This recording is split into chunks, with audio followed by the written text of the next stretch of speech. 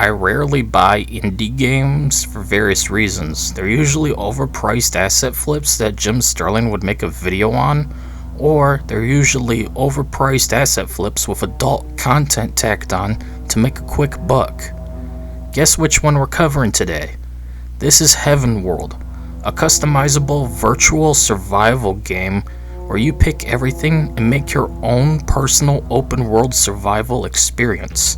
From fighting zombies to aliens and fantasy monsters, or even just other humans.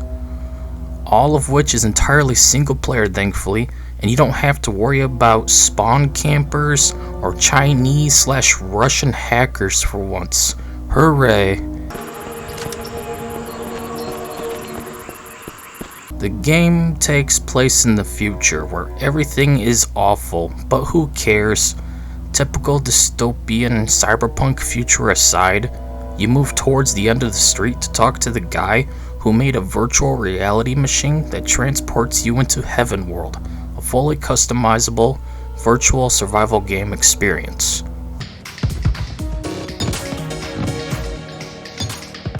So you set up a game by selecting your end goal, the director who will either help you or punish you.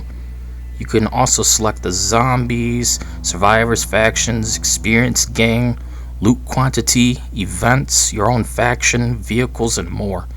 You can make your own jobs and survivors and gang modes too. So make presets of your favorite concepts to load up next time, and even share on the Steam Workshop. One can even make their own map within the in-game editor. So once you have the settings you want, you get to choose your protagonist.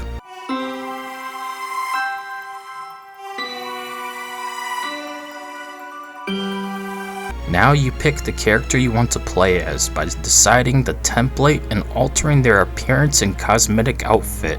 You could save them as presets for future use, share them on the Steam Workshop, and download other people's creations as well. Once you got your character, it's time to jump in to your customized survival experience in Heavenworld.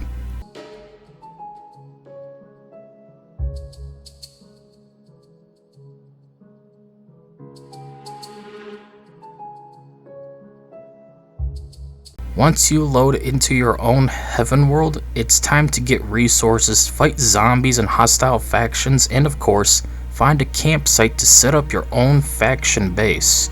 So let's start with scavenging. You can enable a setting to easily spot what you can and cannot interact with, hence why you see green objects and bodies. These are lootable containers full of random resources, with certain containers carrying certain resources like an oil drum may have gas, and an ammo box full of various kinds of ammunition. So looking for certain objects to loot in certain locations is key to finding what you need in order to survive. You need to tend to your hunger and thirst as well as health. Your campsite will need to be loaded with weapons, ammo, medical supplies, food, and water if you want to maintain morale within your faction to ensure people don't leave and be more effective in combat situations, such as when they're out looting and fighting zombies and rival factions. Plus, you'll need plenty of wood, metal, cloth, you name it, for building your own camp.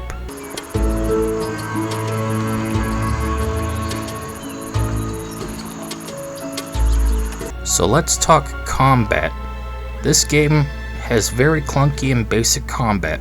Basically every survival game in a nutshell, really. I never played a survival game with satisfying melee or gun combat in it, from Conan Exiles to Project Zomboid, all of which are mediocre in combat. So Heavenworld ain't much better in turn. You just swing your weapon, and after a brief millisecond of delay, you can swing again, or fire off your gun and hope that RNG works in your favor of accuracy and damage no matter where you hit the enemy. Some weapons are just more effective because of their base damage on top of your skills with weapons and other skills and perks. As you level up from doing various things like discovering unique locations, slaying animals and zombies, you can eventually level up and get some skill points to invest into various skills like mechanics, melee, guns, stealth, stamina, etc. with combat being nearly constant or rare depending on your game settings you choose. Once you find a place to set up your faction base via the campsites found on the map, you must then build it up with various resources. Certain buildings need certain resources and other buildings first in order for you to build them. On top of all that, you need certain skill levels to build.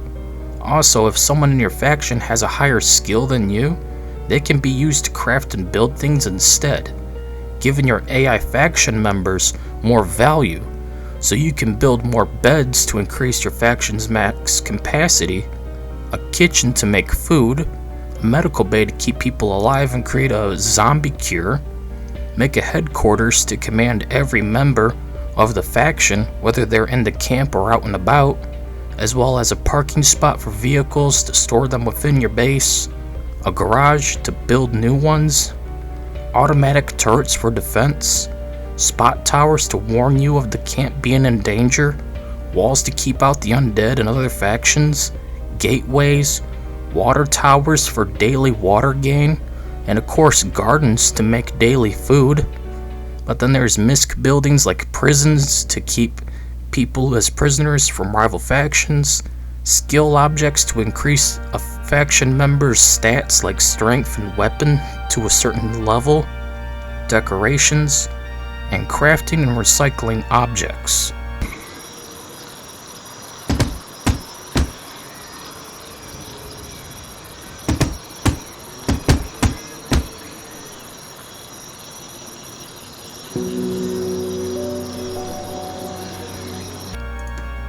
You can interact with other factions by talking to them.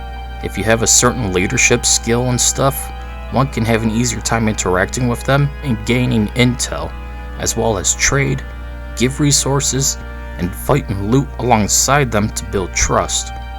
One can also just be a dick and attack them and steal their resources, as well as just kill them off, completely destroying their entire faction by destroying their base outposts, which isn't an easy task, and it's best to get allies in other factions, build up your own faction, and declare war on whoever you want to destroy with ease, as each faction is unique with their own ideals, weapons, buildings, and other stats. Some prefer melee, others prefer guns, some are more hostile, and others are more friendly. Factions can be set during the game setup, or even spawn in over time if enabled. Either way, they can either be a burden or a blessing depending on your choices, actions, and end goal needed to win the game. The last thing I want to cover is the workshop support. Given the game is built with customization in mind, you can make your own survivors, game modes, maps, player character, and jobs. Share them on the workshop and play with each other's work. I did this, and apparently the creator of the game enjoyed one of my maps so much they updated it and made it officially part of the game, called Decayed Town. Honestly, I love that. No one else ever had their creations added to the game officially. Ha! I also made other maps and stuff and shared them, but sadly my latest map never took off, which sucks given it's more detailed and larger than my past creations. So you can make your own stuff, download other people's stuff, share your own stuff. This keeps the game alive and fresh, which is always a nice addition. Too bad the developer ended up abandoning the game in favor of his other creation, Black One Blood Brothers.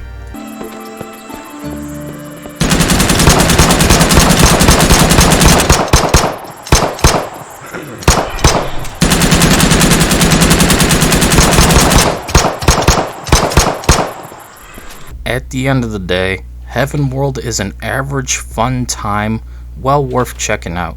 Despite some hiccups and shallow nature, the game does have some value and should be given a chance if you want a survival game with more customization and options than what most others have to offer. I enjoyed the game over the years and had fun returning to it after a long break for this review. Anyways, that's it for this video. See you all later.